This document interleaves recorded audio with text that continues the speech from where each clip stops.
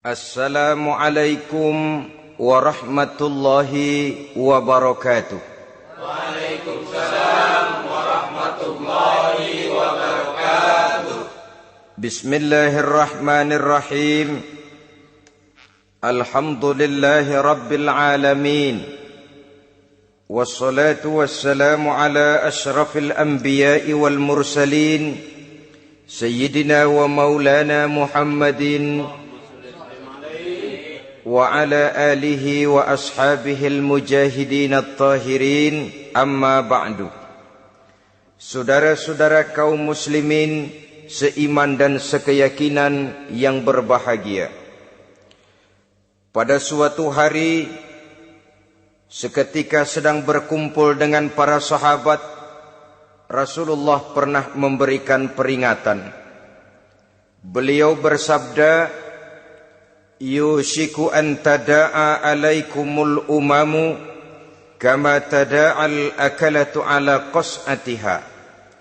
Pada suatu saat nanti akan datang di tengah-tengah kamu, wahai umat Islam, di mana orang-orang lain di sekeliling kamu akan bersatu mengerubungi kamu seperti bersatunya orang-orang mengerubungi makanan di atas meja hidangan.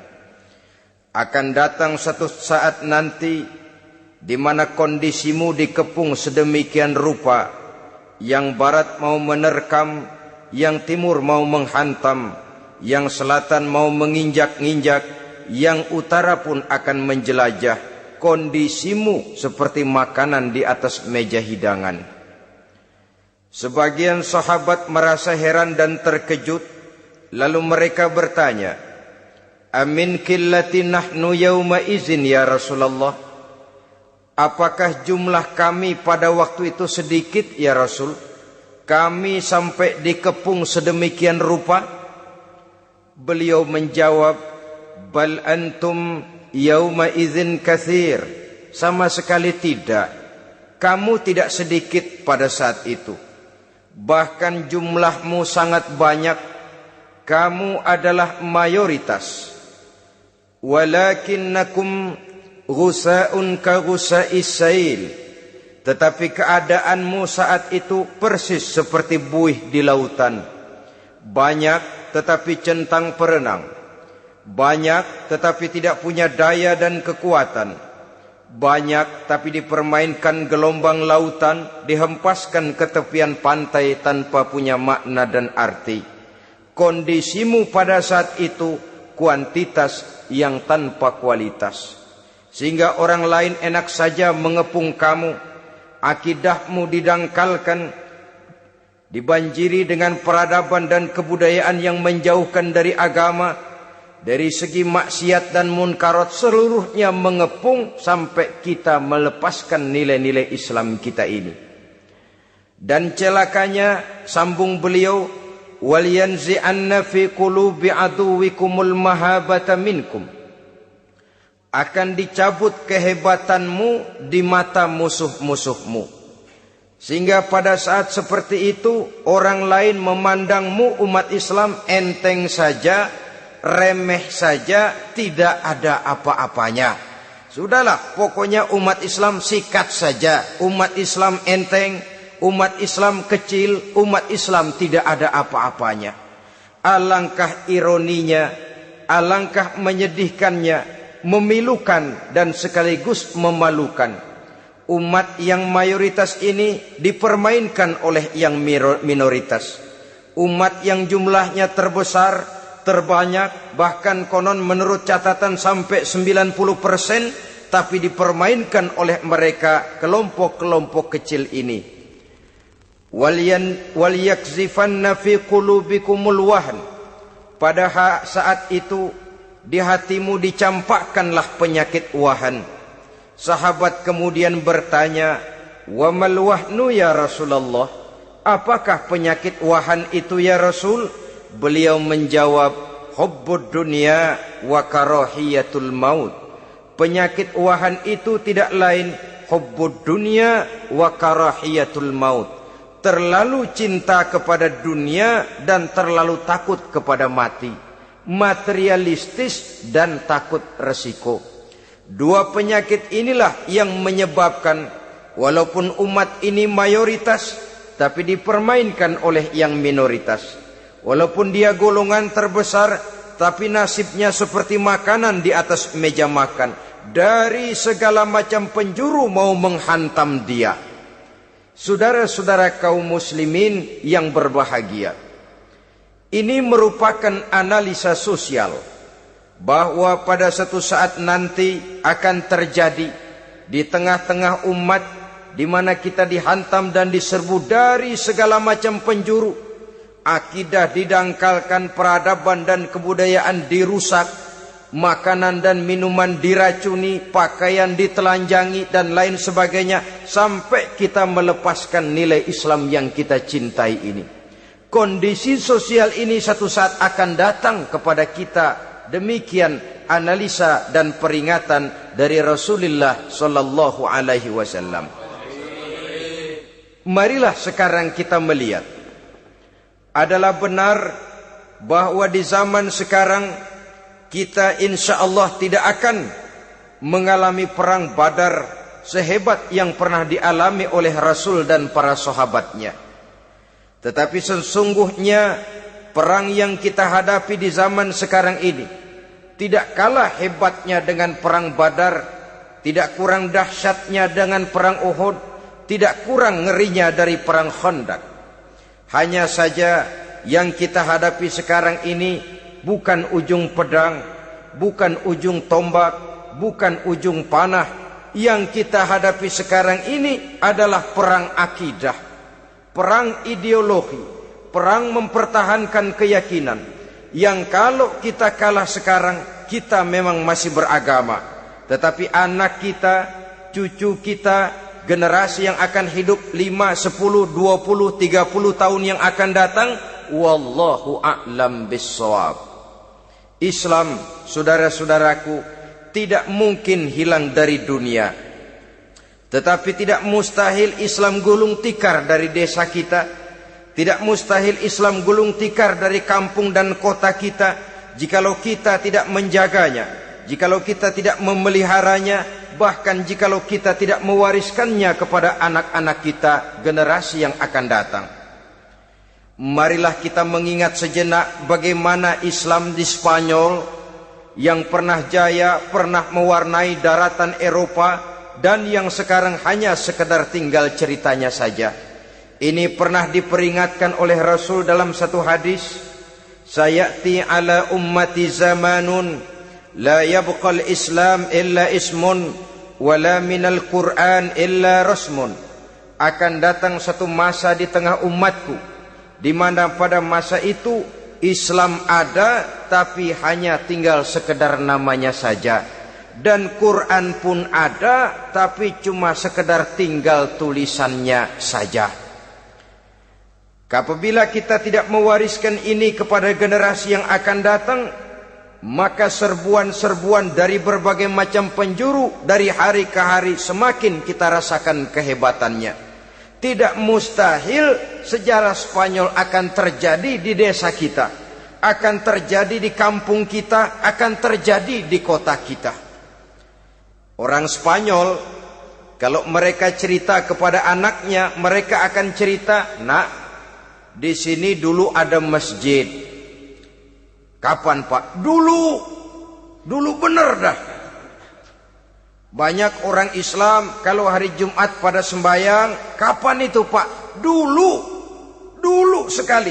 Sekarang cuma sekedar tinggal ceritanya saja. Bukankah sesuatu yang sangat tidak mustahil apabila kita tidak menjaga dan mewariskan Islam ini kepada generasi yang akan datang, maka serbuan-serbuan akan membawakan hasil yang diinginkan oleh para penyerbu itu tadi.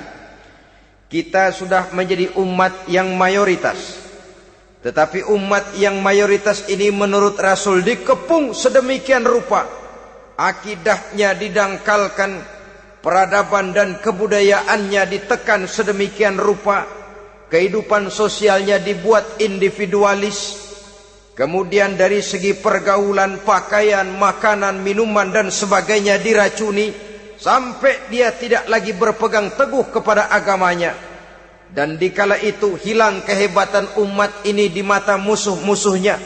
Orang lain memandang kita ringan saja, enteng saja, satu umat yang sudah kehilangan wibawa. Padahal konon kabarnya kita mayoritas, tapi enak saja dikutak-kutik orang lain. Dan dikala itu di hati kita merajalela penyakit uahan. Penyakit uahan itu apa? Pertama, hubbud dunia, terlalu cinta kepada dunia. Terlalu cinta kepada dunia yang menyebabkan kita lupa. Lupa akan tanggung jawab dan kewajiban. Lupa meneruskan dan mewariskan Islam kepada generasi yang akan datang. Kita berlomba hanya untuk mengejar dunia dan seluruh isinya. Baik dia bernama material, baik dia bernama seksual, baik dia bernama pangkat, jabatan dan kedudukan, berlomba-lomba kita di dalamnya. Sampai tercampaklah penyakit hubbud dunia di dalam hati ini. Berurat dan berakar dunia itu, sulit dan berat kita berpisah daripadanya. Akibatnya kemauan untuk berbuat demi dan atas nama agama sangat sulit terwujud di dalam kehidupan ini. Yang kedua, karahiyatul maut, terlalu takut kepada mati. Baik mati ajal, mati dalam artian yang sebenarnya, baik mati usahanya, baik mati karirnya, baik mati pangkat dan jabatannya. Sehingga dengan demikian akibatnya jatuhlah kita menjadi umat yang kehilangan wibawa di mata orang lain. Saudara-saudara kaum muslimin rahimakumullah, saya katakan tadi, perang yang kita hadapi di zaman sekarang adalah perang akidah.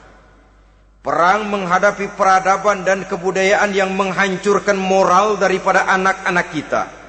Perang menghadapi banjirnya maksiat dan munkarat. Yang di tengah-tengah itu, di samping berkewajiban menjaga diri dan keluarga, kita pun juga berkewajiban menjaga anak-anak kita, generasi yang akan datang. Mengarahkan dan mendidik mereka sesuai dengan yang dikehendaki oleh Allah Subhanahu wa ta'ala. Oleh sebab itu, pada pertemuan kali ini yang akan saya bicarakan ialah bagaimana idealnya seorang muslim lebih dahulu memberikan pendidikan kepada anak-anaknya. Di tengah satu situasi dan kondisi di mana serbuan datang silih berganti melanda dan menghantam umat Islam, kemana anak-anak kita ini harus kita arahkan? Karena kita orang tua mempunyai tanggung jawab. Anak adalah amanah. Menyia-nyiakan amanah adalah dosa. Dan dosa itu merupakan satu dosa yang besar. Bahkan orang tua bisa saja masuk neraka kalau tidak bertanggung jawab tentang anak-anaknya. Satu riwayat menjelaskan, ada orang soleh, ngajinya cukup, solatnya cukup, puasanya cukup, zakatnya cukup, di mana ada majelis taklim hadir, baca Quran hobi, fitnah orang tidak pernah. Di akhirat setelah disidang dia ternyata lebih banyak kebaikannya daripada kejahatannya, maka dia pun diperintahkan dan dipersilahkan masuk ke dalam surga. Giliran anaknya disidang, biang okem nih anak. Ditanya, siapa Tuhanmu? Tidak tahu. Siapa nabimu? Ente nyaho. Apa kitabmu? Ora gelem. Kamu pernah sholat? Tidak. Zakat? Tidak. Puasa? Tidak. Judi? Hobi. Zina? Tiap malam. Mabuk? Berat. Wah, brengsek kamu. Kebaikan tidak ada barang sedikit pun, sementara kesalahan dan dosa berlipat ganda. Kamu neraka. Anak ini protes. Benar, saya tidak kenal siapa Tuhan saya. Saya tidak tahu siapa nabi saya. Saya tidak tahu kitab suci dan kiblat saya. Saya tidak sholat, tidak zakat, tidak puasa. Tiap malam saya judi, saya zina, saya mabuk. Tapi saya kerjakan semua itu karena saya tidak tahu dan orang tua saya tidak pernah memberitahu saya. Dia enak-enakan hadir di majelis taklim, saya nyekek botol, didiemin saja. Dia enak-enakan baca Quran, saya zina, didiamkan saja. Saya bukan tidak mau, orang tua saya sama sekali tidak pernah mendidik saya. Dia mau benar sendiri. Maka kalau sekarang saya harus masuk ke dalam neraka, saya menuntut agar orang tua saya ikut sama-sama bergabung dengan saya ke dalam neraka. Gara-gara dia tuh saya jadi begini. Orang tuamu yang mana? Tuh, yang barusan mau ke surga. Ini orang tua yang sudah mau berangkat ke surga dipanggil. Sebentar dulu mas. Ini benar anak kamu? Iya pak. Waktu di dunia kamu tidak pernah ajarin dia ngaji? Sampai dia tidak kenal Tuhannya, tidak kenal nabinya, tidak kenal kiblat dan kitab sucinya? Iya pak. Dia tidak sholat, kamu diamkan saja. Dia tidak puasa, tidak zakat, kamu bersikap masa bodoh. Bahkan dia judi, dia zina, dia mabuk, kamu pun berdiam diri saja. Iya pak. Tahukah kamu bahwa anak ini adalah amanah? Menyia-nyiakan amanah artinya khianat, dan khianat adalah dosa yang sangat besar. Kamu tidak bertanggung jawab, maka kamu, anakmu gabung ke dalam neraka. Saudara-saudara kaum muslimin rahimakumullah. Itu sebabnya Allah pesan benar-benar, ya ayyuhalladzina amanu qu anfusakum wa ahlikum nara. Hai orang-orang yang beriman, jaga dirimu dan keluargamu, istri, anak, orang-orang yang menjadi tanggung jawab dan kewajiban kita, jaga dan pelihara mereka dari api neraka. Saudara-saudara kaum muslimin, lalu kalau kita orang-orang tua yang hidup di zaman sekarang ini sudah sering beristighfar, mengurut dada, melihat situasi, membaca peta keadaan, konon tantangan yang akan dihadapi oleh anak-anak kita 15, 20, 25 tahun yang akan datang jauh lebih berat dari apa yang kita hadapi sekarang ini. Maka adalah wajar jika kita sebagai orang tua yang cinta kepada agama, cinta kepada anak-anak kita, berpikir untuk mewariskan nilai-nilai yang luhur ini kepada anak-anak kita generasi yang akan datang.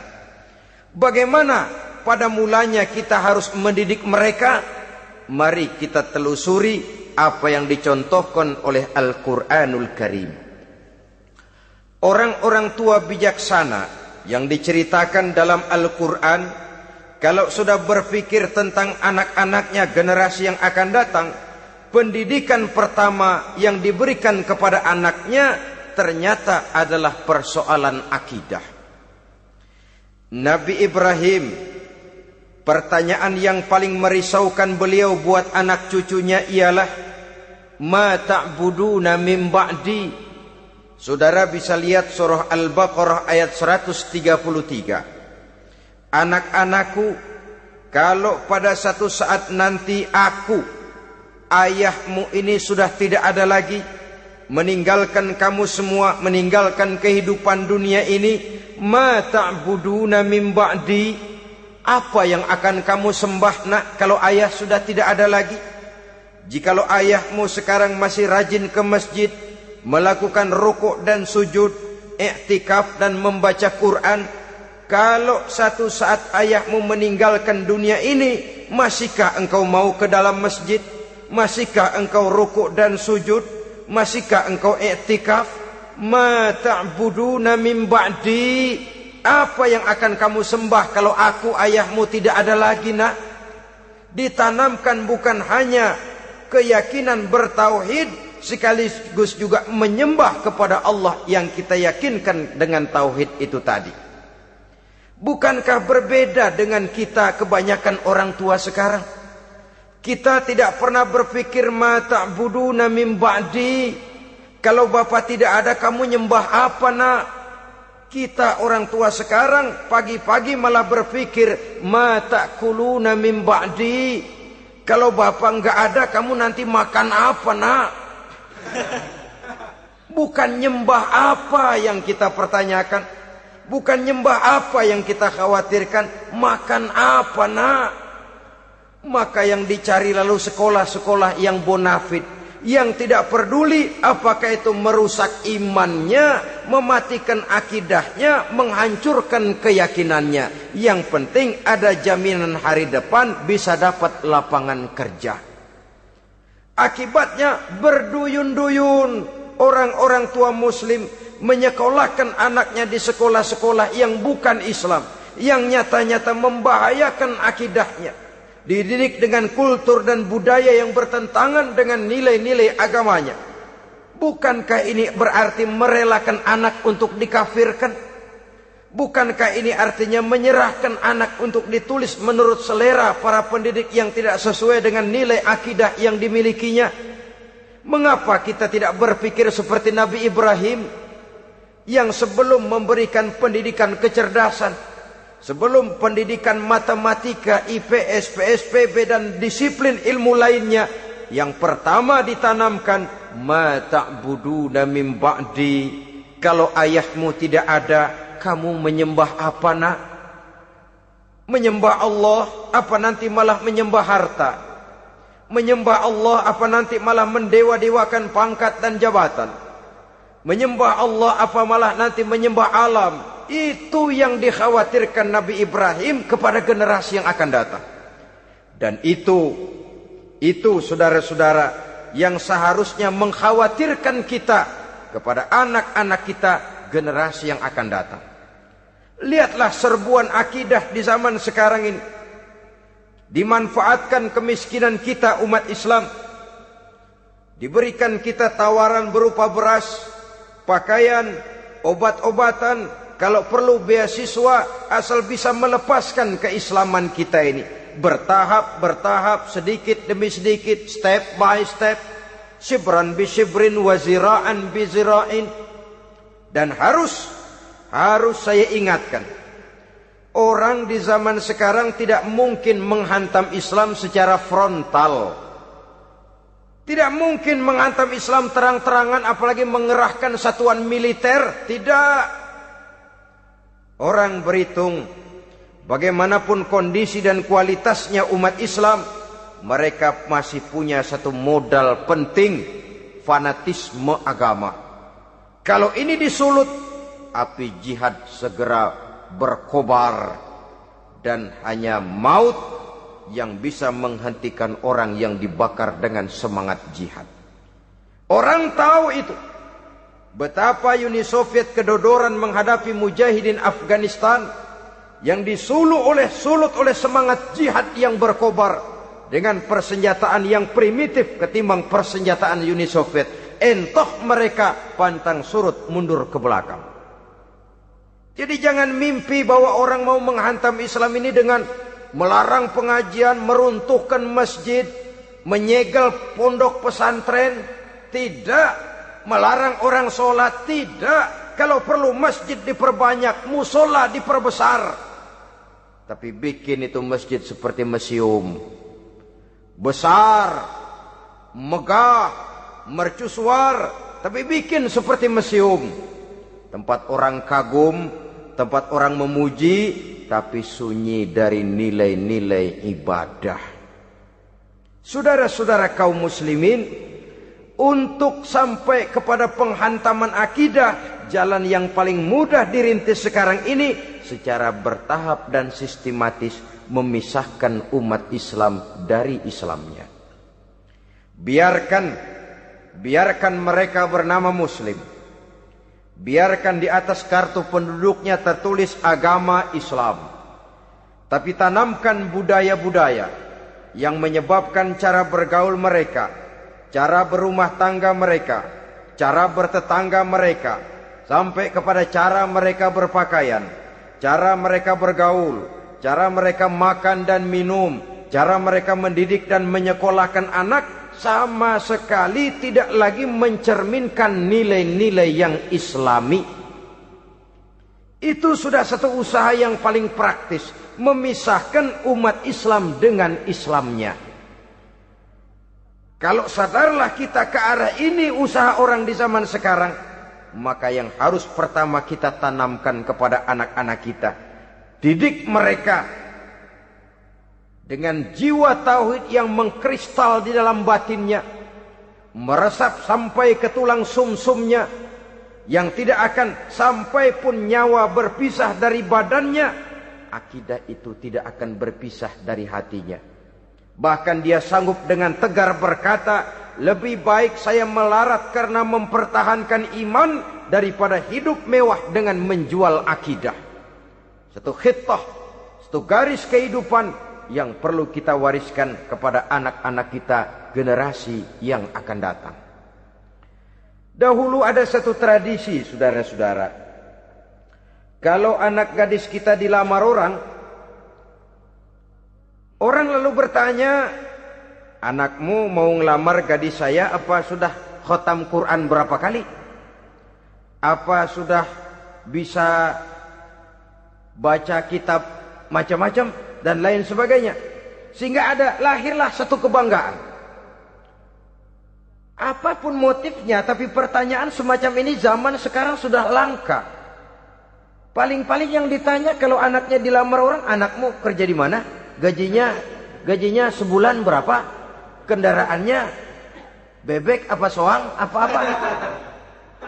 Itu yang kita pertanyakan, berkisar di seputar materi, kerja, job, status sosial dan lain sebagainya. Perkara bisa baca Quran atau tidak, nomor 18.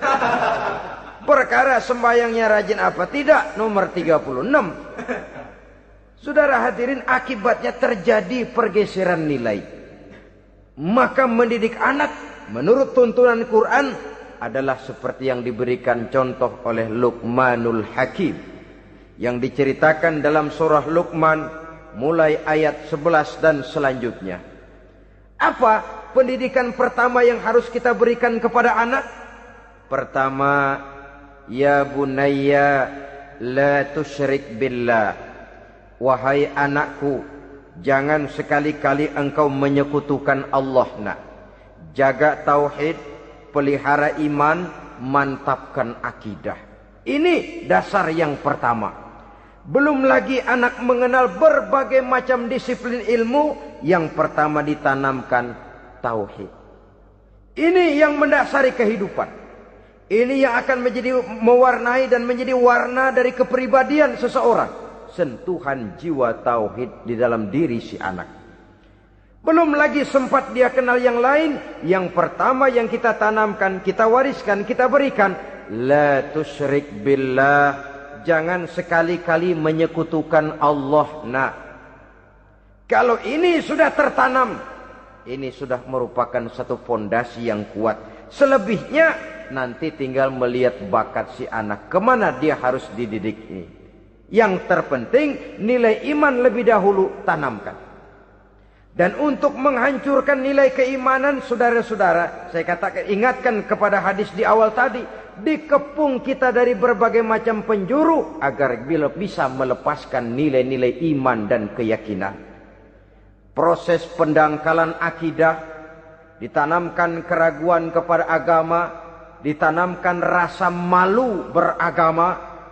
Sholat malu, baca Quran malu, berangkat ke masjid malu, pakai jilbab malu. Ditanamkan rasa malu beragama, sehingga bertahap sedikit demi sedikit kita mulai berpisah dengan kehidupan beragama. Ditanamkan hal yang sedemikian rupa dari berbagai macam penjuru. Dihantam akidah, akidah kuat.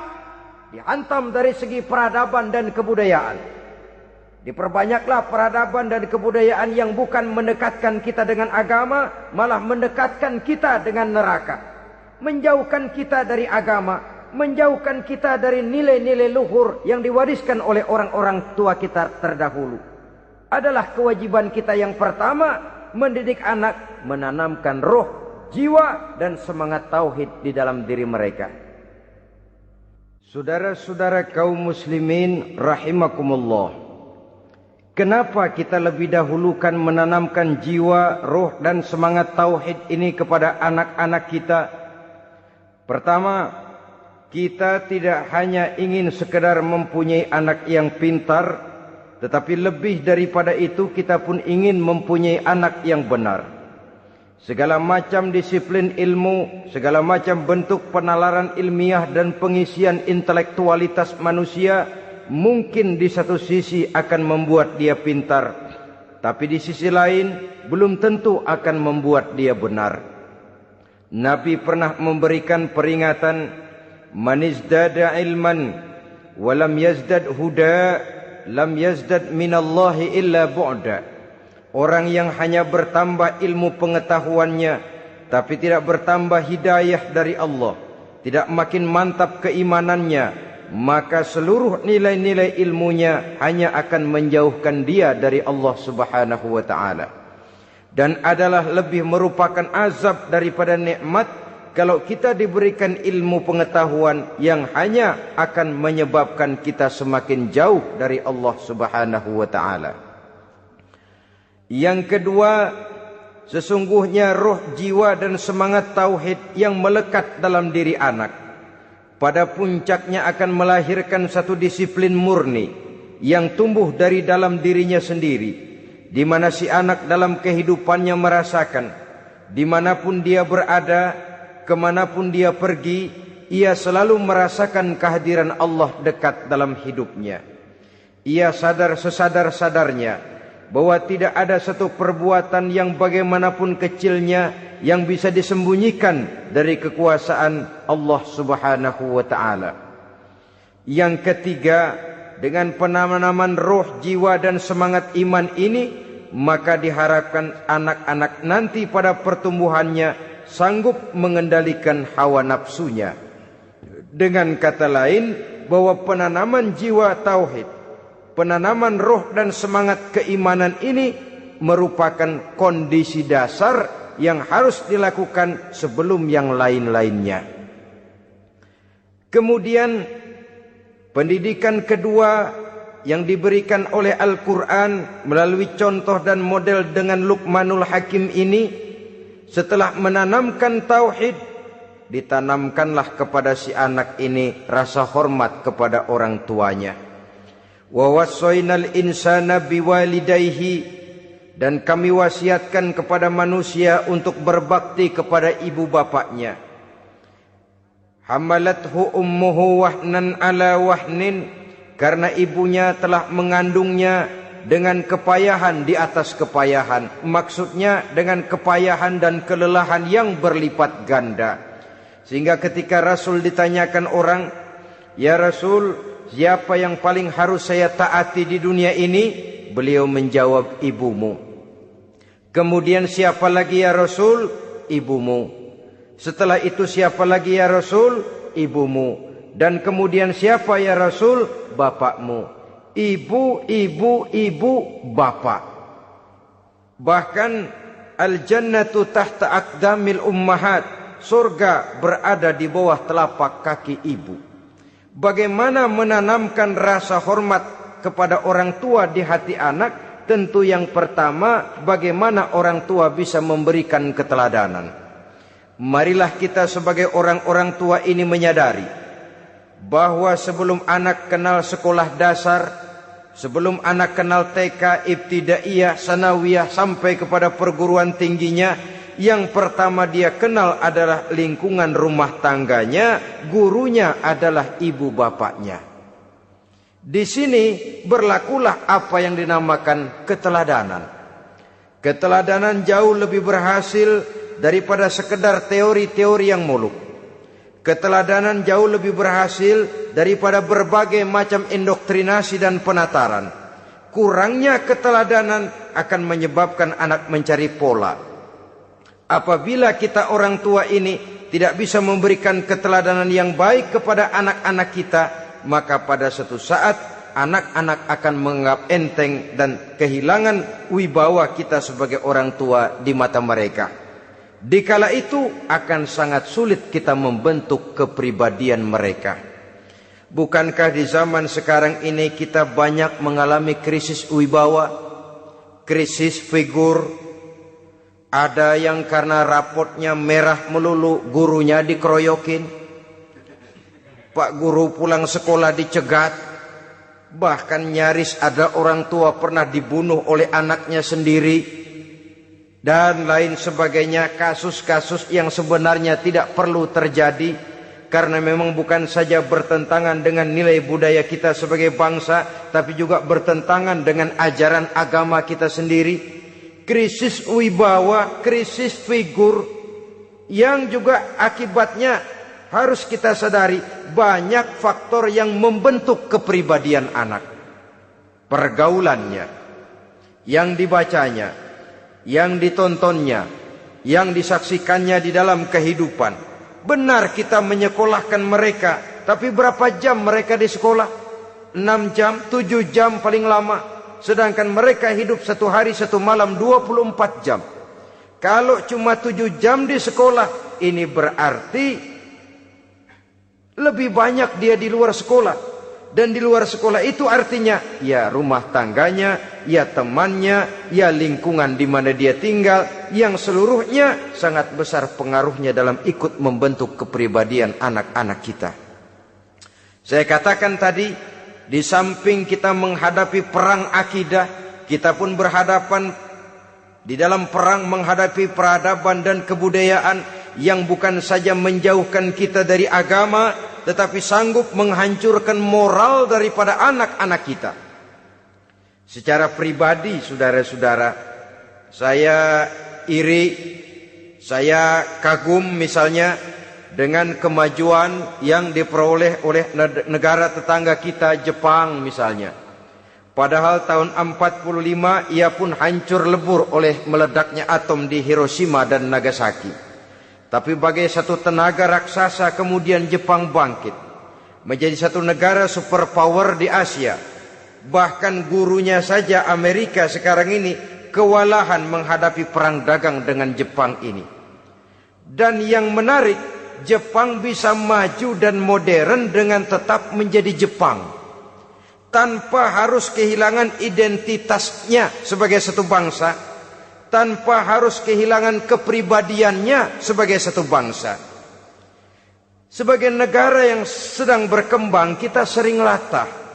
Kita ingin meniru Barat, tapi bukan teknologinya, westernisasinya yang kita tiru. Bukan isinya, kulitnya yang kita ambil. Akibatnya apa? Modernnya belum, orangnya sudah Barat. Bergaulnya sudah cara Barat, berumah tangganya sudah cara Barat, berpakaiannya sudah cara Barat, mendidik anaknya sudah cara Barat. Di mana ketemu orang tua cukup hello daddy. Kulitnya kita ambil, sementara isinya kita campakkan. Ironi dan menyedihkan. Padahal kita sesungguhnya bisa maju dan modern, bisa mengejar segala ketinggalan dan keterbelakangan kita, dengan tetap menjaga nilai-nilai luhur budaya kita sebagai satu bangsa, mengambil isinya, dan kalau memang tidak perlu, lalu mencampakkan kulitnya. Pengaruh peradaban dan kebudayaan yang menghancurkan moral daripada anak-anak kita oleh pesatnya arus teknologi, oleh pesatnya arus komunikasi, di mana hal-hal yang terjadi di belahan dunia lain dapat kita saksikan hari ini juga melalui layar televisi, yang terjadi di Amerika, di Eropa, di Afrika, di ujung dunia yang paling ujung sekalipun. Di ujung dunia yang paling ujung, hari ini kejadian, hari ini sudah bisa kita saksikan. Pesatnya arus komunikasi, kalau jatuh ke tangan anak-anak kita yang belum mempunyai filter, daya saring positif, akan dicerna oleh mereka tanpa memilah dan memilih. Akibatnya orang kampung bilang kelolodan. Makan nggak dikunyah lagi. Tentu saja akhirnya kelolodan, dan kalau sudah kelolodan menyusahkan kita seluruhnya.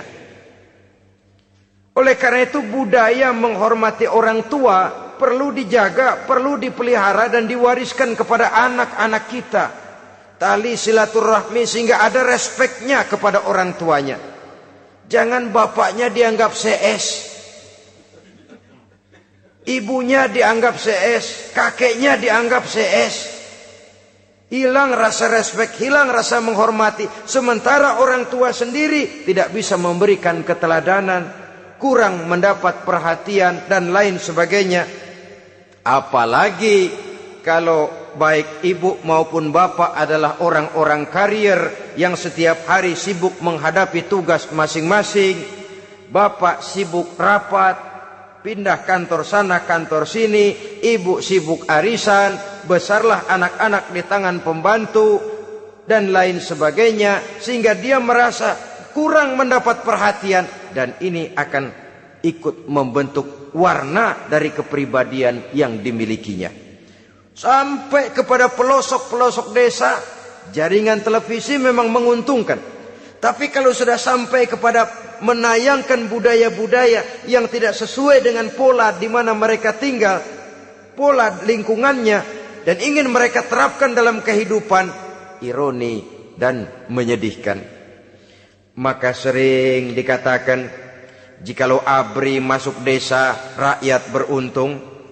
Jikalau listrik masuk desa, rumah jadi terang. Jikalau koran masuk desa, rakyat jadi cerdas. Jikalau hakim masuk desa, rakyat lalu sadar hukum. Tapi jikalau maksiat dan munkarat masuk desa, minuman keras masuk desa, judi masuk desa, pelacuran masuk desa, rakyat tentu kiamat. Dan kita harus punya budaya untuk memilah dan memilih, mempunyai filter untuk jadi daya saring positif. Oleh karena itu saudara-saudara, tahap kedua setelah menanamkan jiwa tauhid kepada anak, tanamkan rasa hormat kepada orang tuanya. Orang tua itu ibu bapaknya, orang tua itu guru-gurunya yang mengajarkan dia, atau yang dianggap tua yang lebih senior dari dia. Karena tidak ada satu peradaban yang berdiri sendiri. Bagaimanapun maju dan modernnya kita sekarang, tentu merupakan mata rantai yang berkaitan dari generasi terdahulu. Ini yang kedua. Setelah tauhid, berbakti kepada ibu dan bapak. Tidak ada satu kebahagiaan yang bisa ditegakkan di dunia ini tanpa doa, tanpa restu daripada ibu dan bapak. Ini keramat hidup. Doanya dikabul Allah dan kutuknya juga dikabul oleh Allah Subhanahu wa taala. Jadi mendidik anak setelah menanamkan jiwa tauhid, menanamkan rasa hormat dan taat berbakti kepada ibu bapaknya. Itu yang kedua. Kemudian yang ketiga, melalui model Luqman, Quran mendorong kita untuk mendidik anak, menanamkan etika otonom. Apa itu? Ya bunayya, innaha in takum mithqala habbatin min khardalin fatakun fi sakhratin aw fis samawati aw fil ardi ya'ti biha Allah. Wahai anakku, sesungguhnya kalau ada satu kebaikan yang kamu kerjakan, kecil, tidak nampak oleh pandangan mata yang zahir, yang kecil itu tersembunyi di puncak langit, di dasar bumi yang paling dalam, atau di tengah batu hitam sekalipun, Allah pasti mengetahuinya dan pasti akan memberikan balasan yang seadil-adilnya. Pendidikan apa ini? Pendidikan moral, menanamkan etika otonom. Nah, kau berbuat baik jangan karena dilihat orang. Kau tidak mau melakukan kejahatan jangan cuma karena ada polisi. Kalau ada polisi kau tidak mau jahat, kucing juga begitu. Coba lihat kucing, taruh ikan asin di piring kaleng, tongkrongin. Aduh, kucing kalem, sopan, tenang. Sedikit kita lengah, habis ikan digarap. Tapi ditanamkan satu kesadaran, kemanapun kau pergi, apapun yang kau kerjakan, tersembunyi di tengah batu, di dasar bumi, di puncak langit, Allah pasti tahu. Dalam bahasa yang ringan, kita ini diawasi oleh 2 hiperkomputer yang maha sensitif. Produksi langit, mereknya Rokib dan Atid. Itu komputer yang sangat peka dan sensitif.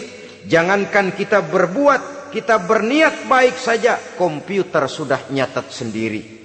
Inilah yang orang sekarang namakan waskat, pengawasan malaikat.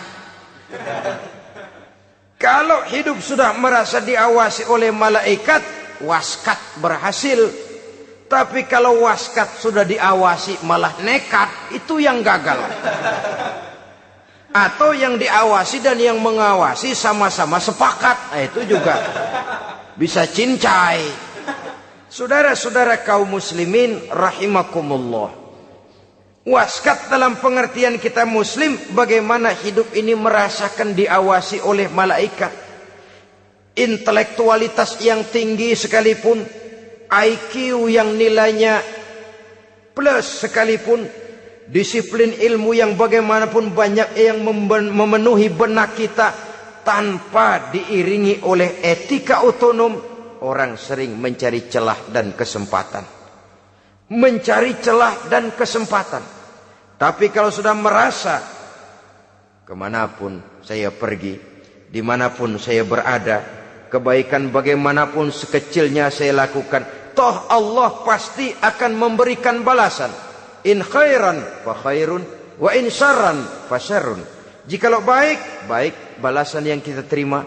Jikalau jahat, jahat kejahatan yang kita terima. Kalau sudah ke arah ini kita berpikir, maka sesungguhnya kalau kita berbuat baik kepada orang lain, hakikatnya kita sudah berbuat baik kepada diri kita sendiri. Lalu tidak ada merasa rugi berbuat baik kepada orang. Karena manakala dia melakukan kebaikan kepada orang lain, artinya dia sudah berbuat baik untuk dirinya sendiri.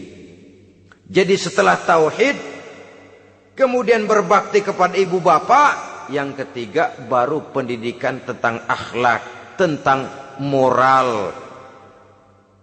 Pola ini yang sering terlupakan oleh kita, bahwa bagi kita itu pendidikan tidak lain upaya mencerdaskan otak anak.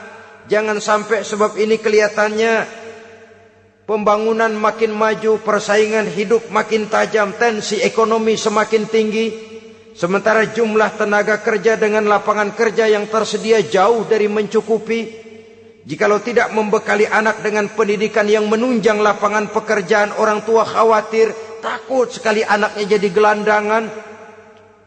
Dikhawatirkannya kehidupan dunia ini, sementara dia lupa kalau anaknya bisa jadi gelandangan di akhirat.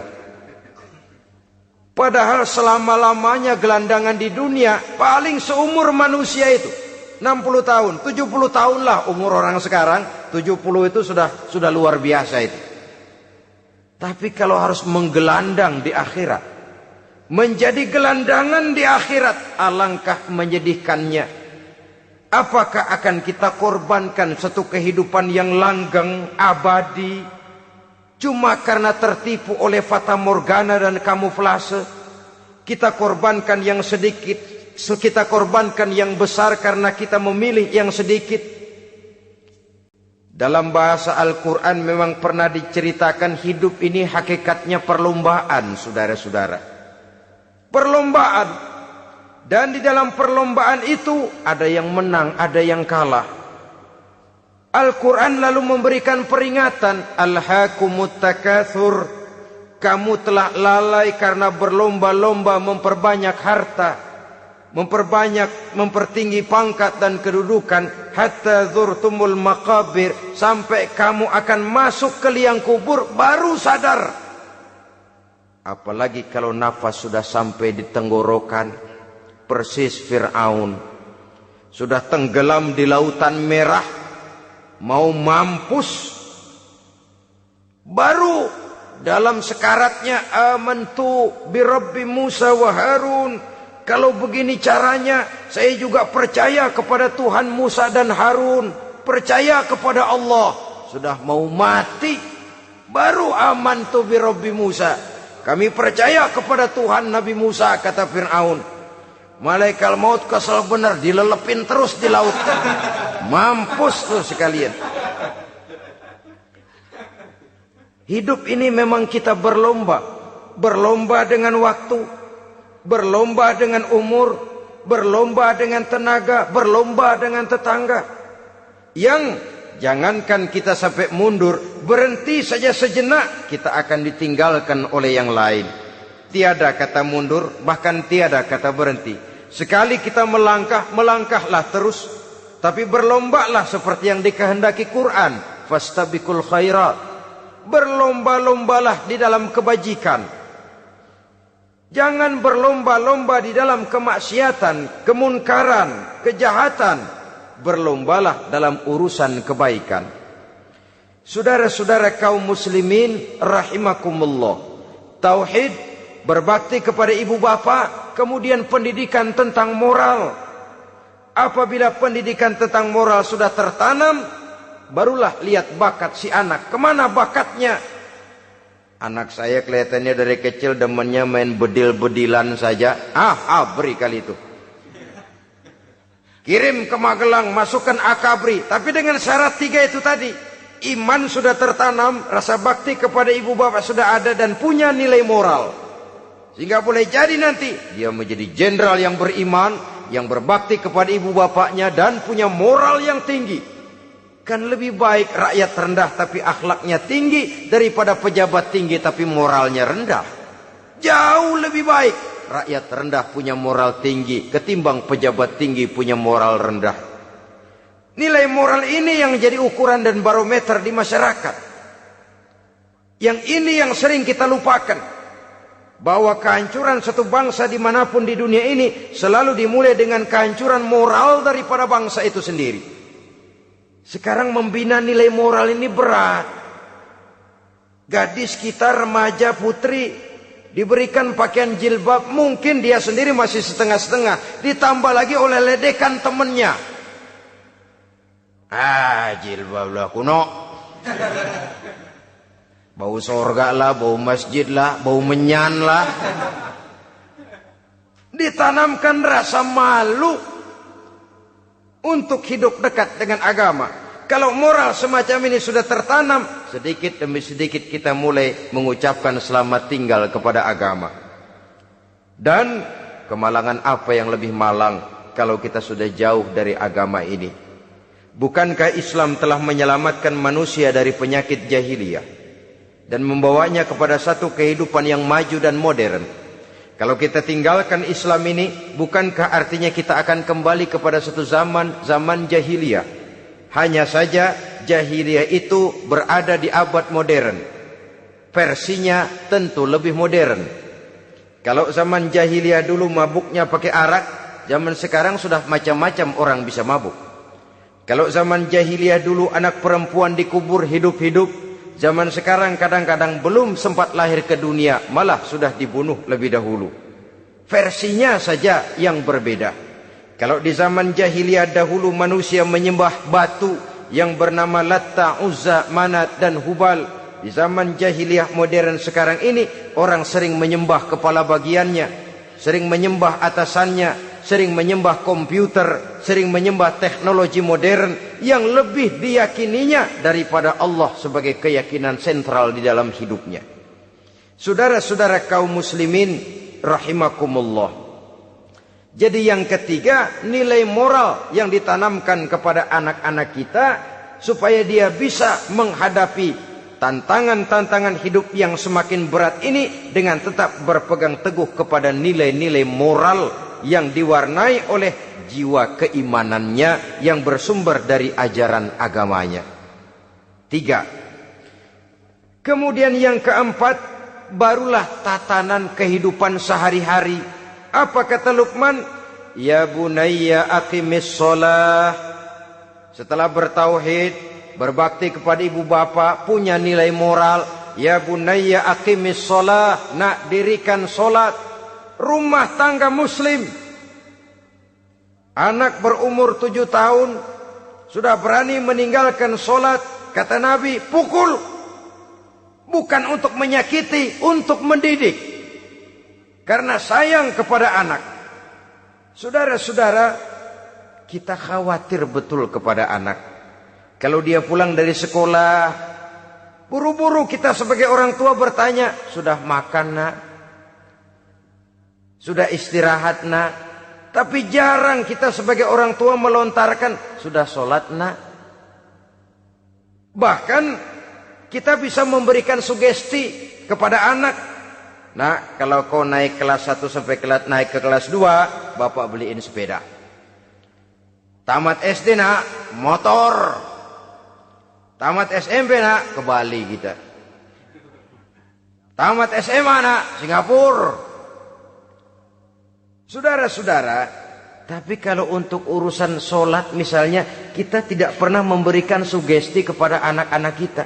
Nah, kalau kau hafal Fatihah lengkap dengan artinya, bapak beliin sepatu.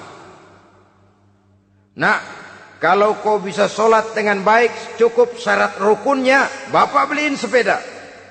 Ada rangsangan, ada sugesti yang membuat anak lebih tergerak untuk hidup dalam suasana keagamaan.